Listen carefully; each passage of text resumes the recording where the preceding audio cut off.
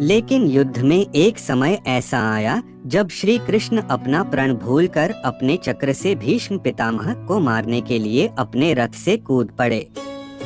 आखिर ऐसा क्या हुआ कि हर समय संयम और धैर्य धारण करने वाले कान्हा को इतना क्रोध आया कि वे अपनी प्रतिज्ञा भूल गए? क्यों वे रण भूमि में आए और क्यों भीष्म पितामह को मरने के लिए दौड़े? आइए जानते हैं। यह महाभारत युद्ध का तीसरा दिन था। पितामह दुर्योधन के आरोप से अत्यंत क्रोधित और विचलित हो गए थे। दुर्योधन ने आरोप लगाया था कि पितामह पांडवों का पक्ष ले रहे हैं, इसीलिए उनको मारना नहीं चाहते। ऐसा करके वे कुरु साम्राज्य से छल कर रहे हैं। यह सुनकर भीष्म ने प्रतिज्ञा कर ली कि वे अब पांडवों पर कोई दया नहीं दिखाएंगे।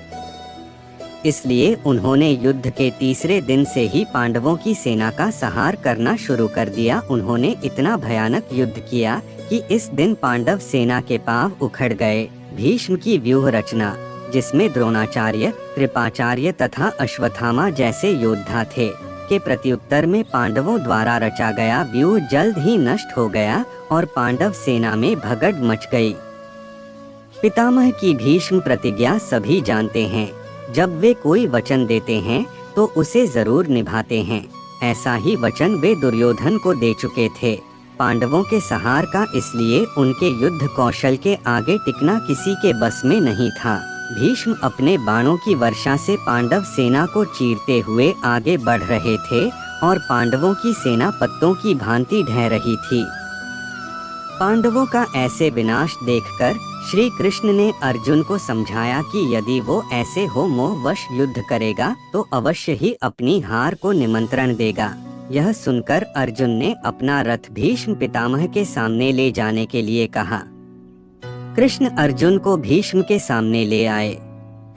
अर्जुन ने शीघ्र ही अपने बाण से पितामह का धनुष काट दिया, किंतु पितामह दूसरा धनुष लेकर युद्ध करने लगे। भीष्म ने अपने तीक्ष्ण बाणों से अर्जुन तथा कृष्ण को घायल कर दिया। पितामह को ऐसे युद्ध करते हुए देखकर कृष्ण ने उन्हें तंज कसा कि अपने ही पौत्र और पड़पोत्रों से युद्ध करते हुए आप समर्थ योद्धा नहीं बल्कि एक निर्बल और डरे हुए साधारण पुरुष लग रहे हैं।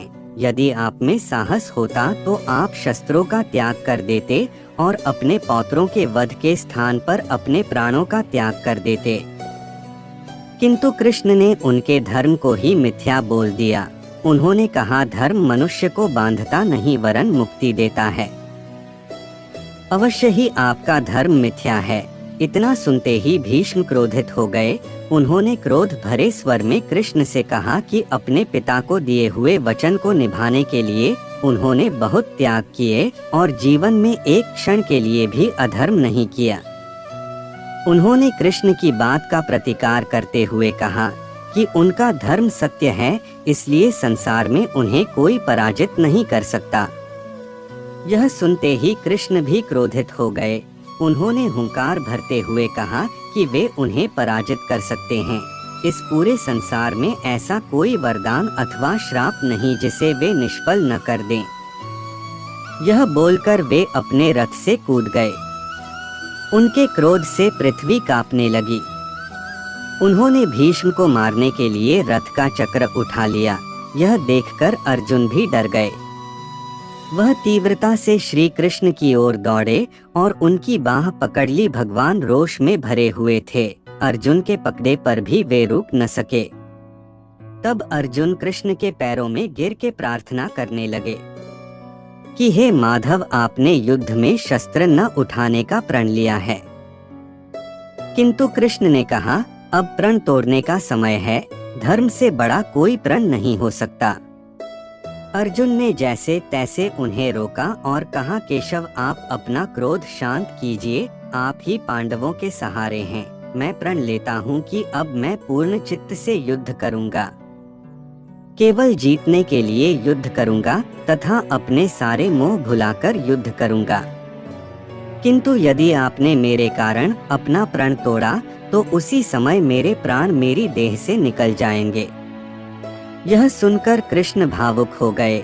उनका क्रोध शांत हुआ और वे वापस रथ पर लौट आए।